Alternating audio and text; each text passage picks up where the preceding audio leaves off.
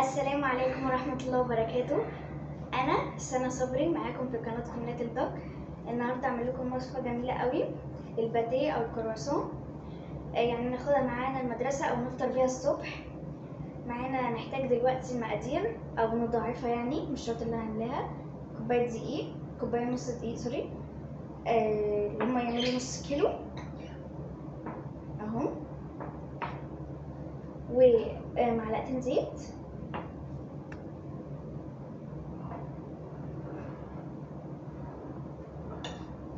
معلقتين لبن بودرة أو لبن رايب أو زبادي، مش شرط يعني، ومعلقتين كبار سكر وخميرة وكوباية ونص مية دافية.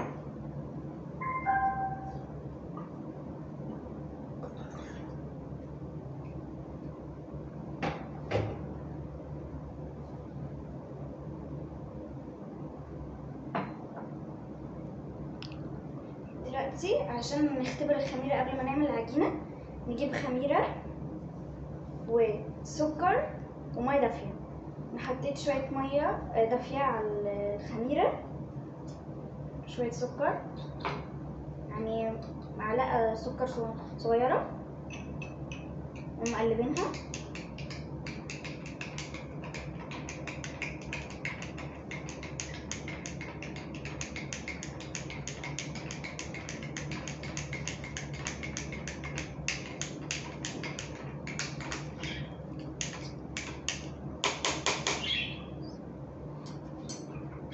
مغطيينها تسيبها تتخمر قبل ما نعجن العجينة. نجيب دلوقتي طبق، نحط فيه الدقيق،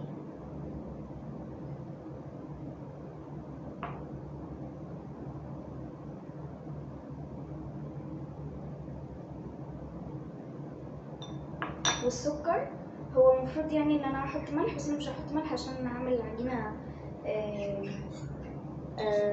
بمربى يعني، فمش عايزاها تبقى مالحه.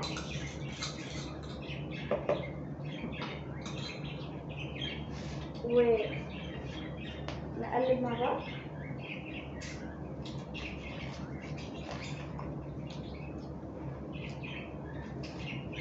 نعمل حفره في النص كده عشان نحط فيها حاجات زي الميه والزيت وكده.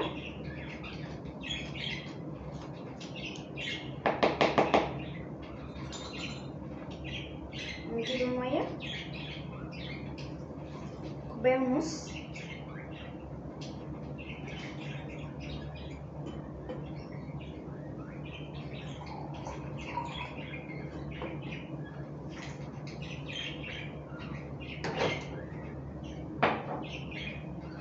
ونحط اللبن الرايب،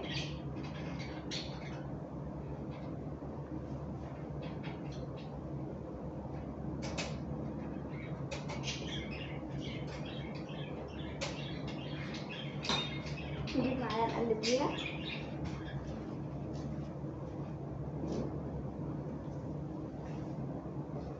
نفضل نقلب واحده واحده، ولو مثلا العجين فضل مثلا سايل كده نزود دقيق. نفضل نحط المية بالراحة بالراحة، بشويش بشويش، عشان المية ممكن مثلا لو حطينا مية قليلين طلع شوية قليلين نقدر نزودها، لو طلع شوية كتار نجيب معلقة كبيرة عشان نعمل كويس. لو طلع شوية كتار نزود دقيق.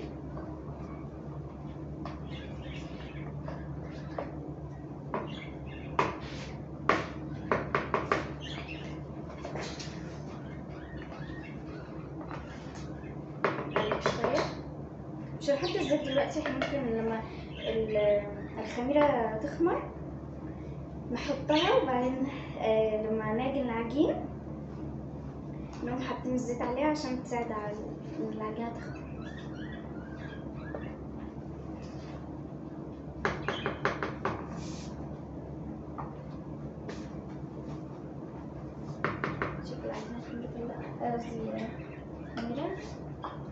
شويه، نفضل نقلب ونحوش كل الدقيق، نحاول يعني نقعد ندمجهم مع بعض كده لغايه ما ميبقاش فيه دقيق خالص. ولو حسينا ان العجينه سايله نزود شويه دقيق. لو حسينا ان العجينه محتاجه ميه ممكن نزود ميه، ممكن نزود لبن رايب، ممكن نزود اي حاجه. لو حابين زبادي ممكن نزود زبادي.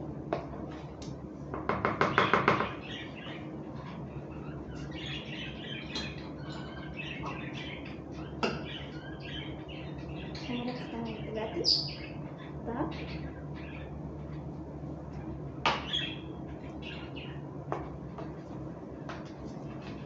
نقلب.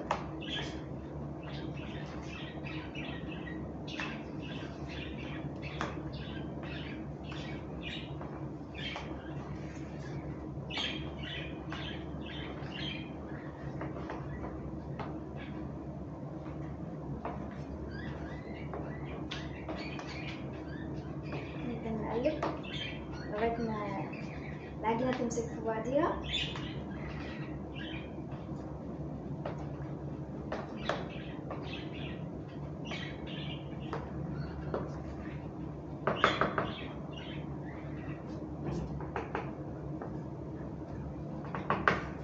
نسيبها تخمر شويه، ممكن نحطها في الفرن قبل ما تخمر شويه، بس الفرن ما يكونش مطلع عليه،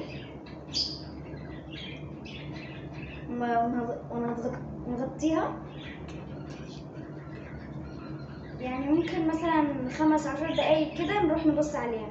لو اختمرت واترفعت مثلا، لو هي لغايه هنا، لو اترفعت لغايه هنا ممكن نشيلها من الفرن. ممكن نكون مولعين من الفرن قبل كده ونقوم طافيين شويه ونقوم حاطينها عشان تساعد على الاختمار بسرعه.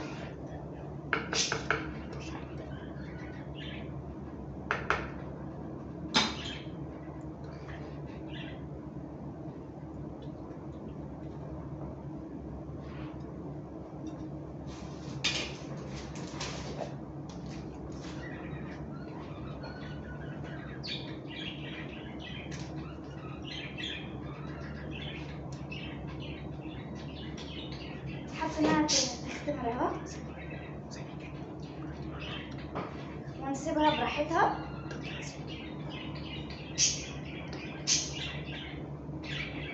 اهي اختمرت. بعد ما اختمرت اهي بدنا نلزق شويه.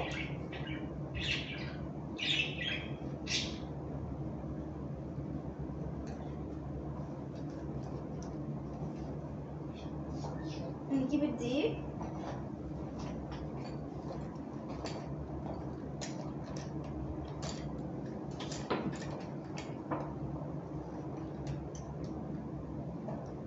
نحط عليها المعجون عشان متلزقش.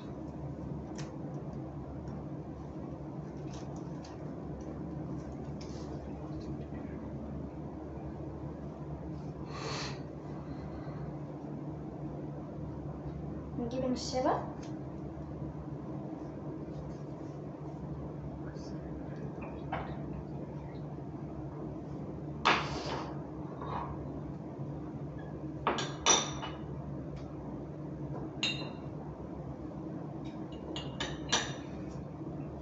الشبع.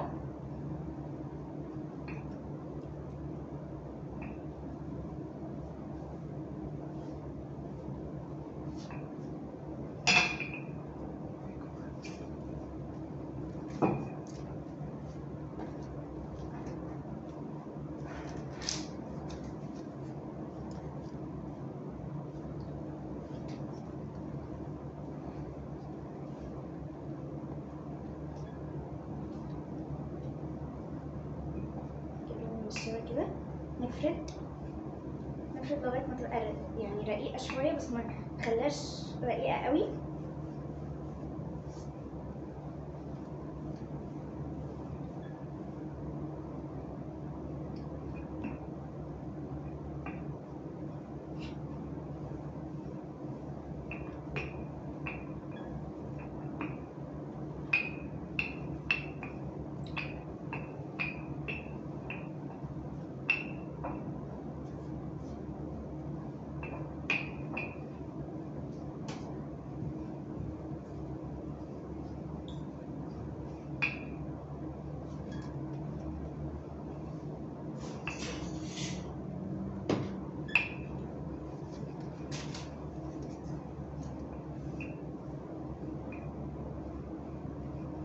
نفردها كده من كل حتة فتبقى رفيعة. ما نحاولش ان احنا نخليها يعني من حتة رفيعة وحتة تخينة، لازم يبقى كله متساوي عشان نقدر ان احنا يعني نخلي كله نفس الحجم.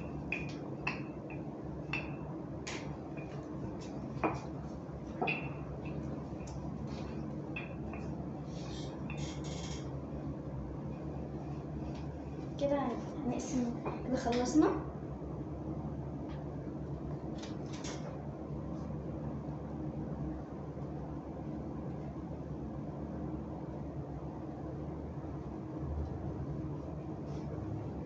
نبدأ نكبس كده من الجناب عشان الجناب بتبقى دايما تخينة شوية كده.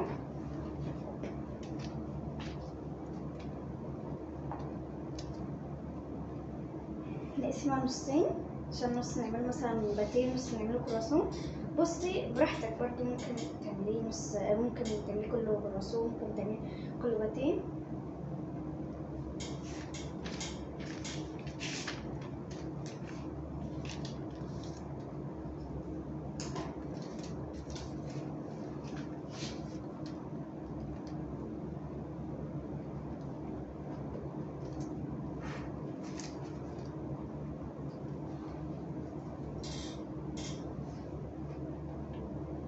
ممكن على بعض بعد عشان متلزقش تاني.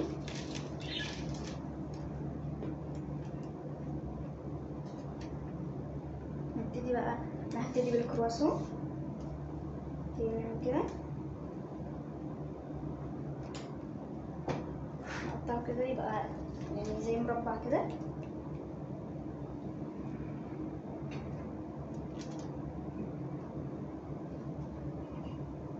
يعني نقسمهم كده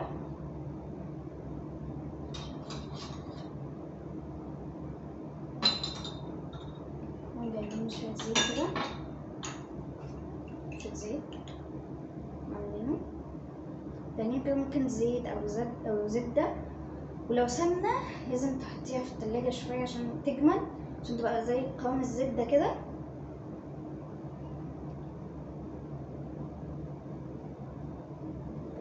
دي كده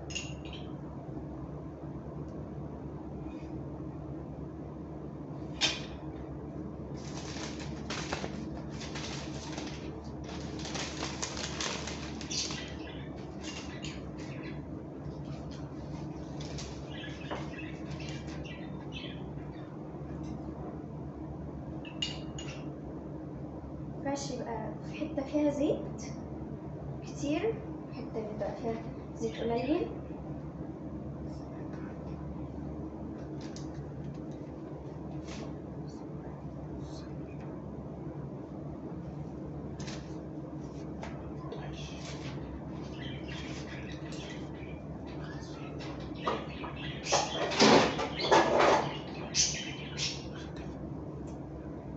نجيب الصينية عشان نحط فيها.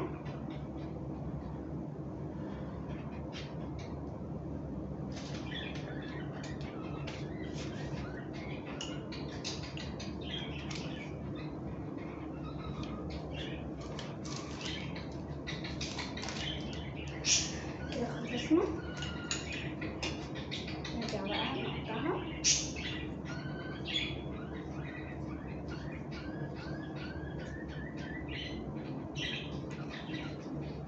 نعملها بشكل مربع، بعدين نقوم قاسمينها من النص كده، نعملها مثلثين، يكونوا مثلثين متساويين. نجيب الحشوة اللي احنا عايزينها،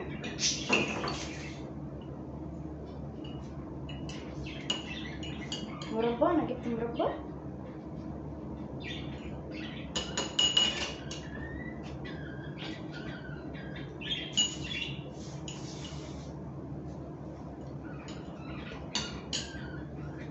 مربع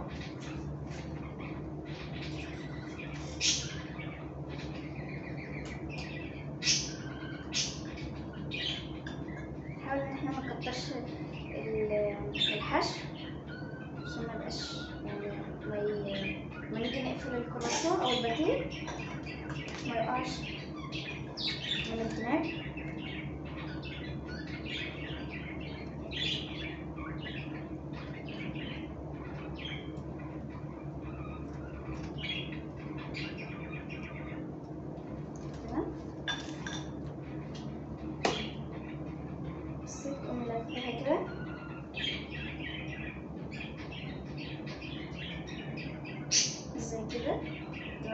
مثلث كده زي البيتزا كده، زي سلايس بيتزا. ونقفلها كده ونقفلها من الجناب.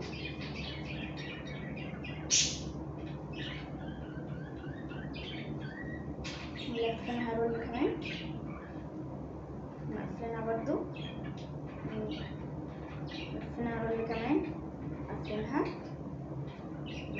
رول كمان لغاية ما تكون الشكل ده كده. نقفلها كده من الجناب عشان متوقعش الحشو.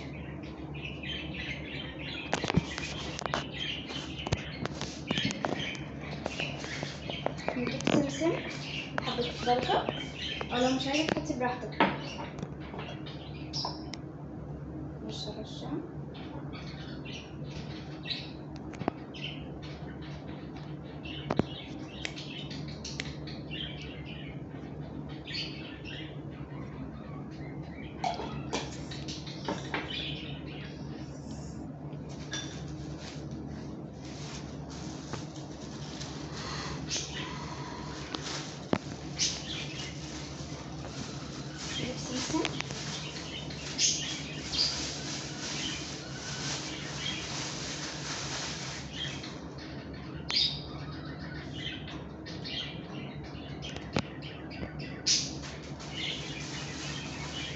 دولت على جنب.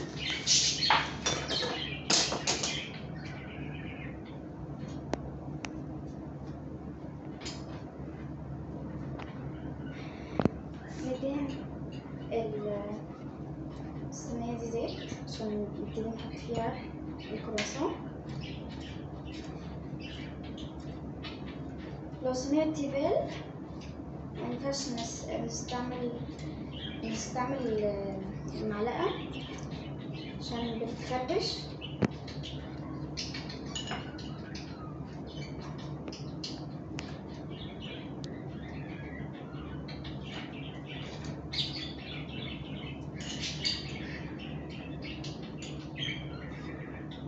نفضل نعمل كده،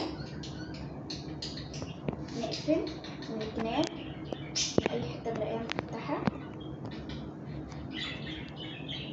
ندهن على وشها زيت، ندهن قصدي هنا.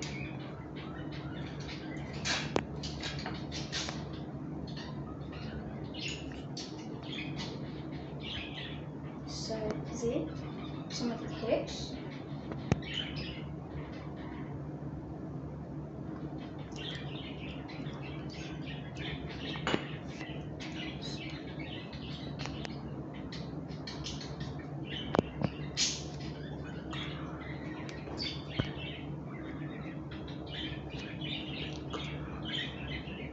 بنكرر برضه ده، نقعد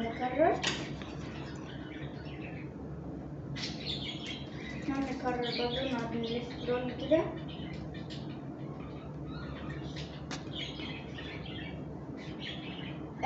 نحطه في الفرن يعني حوالي 200 درجة. ممكن مثلا نبص عليها بعد 10 دقايق. لو ما لقيناش مثلا وشها احمر ممكن نبص نقلبها، نبص من تحتيها، ولو لقيناها اتحمرت من تحت نفتح الشواية ونقفل الفرن.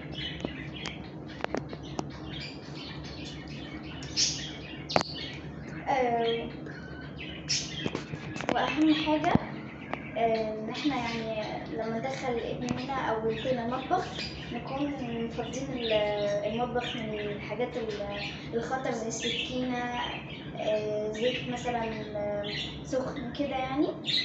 ولما يجي يتعامل مع الفرن نتعامل الامهات يعني مع الفرن هم عشان ما يحصلهمش اي ضرر.